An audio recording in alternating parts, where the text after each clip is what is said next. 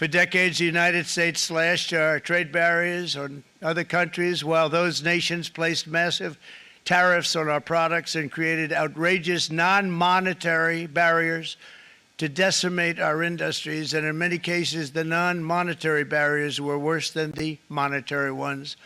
They manipulated their currencies, subsidized their exports, stole our intellectual property, imposed exorbitant VAT taxes to disadvantage our products, adopted unfair rules and technical standards, and created filthy pollution havens. They were absolutely filthy, but they always came to us and they said, we're violating, we should pay for it. It's all detailed in a very big report by the U.S. Trade Representative on Foreign Trade Barriers, and I'll just hold it up for you. It's available, and you don't have to pay too much. As I understand it, you'll pay nothing. It's a lot of work for something, actually, because it's a special book. It's very, frankly, it's very upsetting when you read it, when you see what people have been doing to us for 30 years. This all happened with no response from the United States of America, none whatsoever. But those days are over. Let me offer just a few examples of the vicious attacks our workers have faced for so many years. The United States charges other countries only a 2.4 tariff on motorcycles. Meanwhile, Thailand and others are charging much higher prices, like 60%. India charges 70%. Vietnam charges 75%, and others are even higher than that. Likewise, until today, the United States has for decades charged a 2.5 tariff.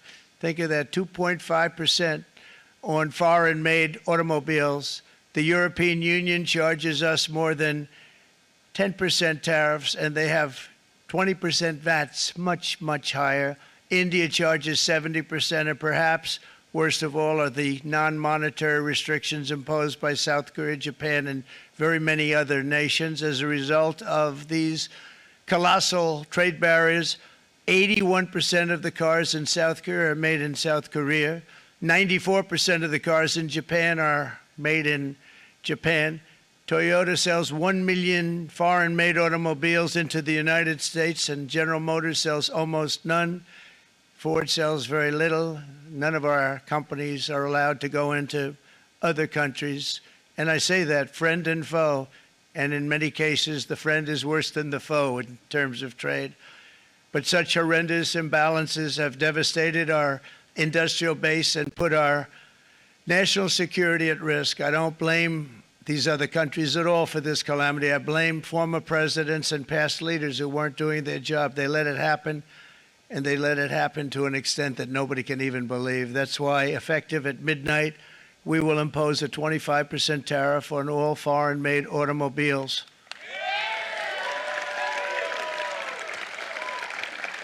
Thank you.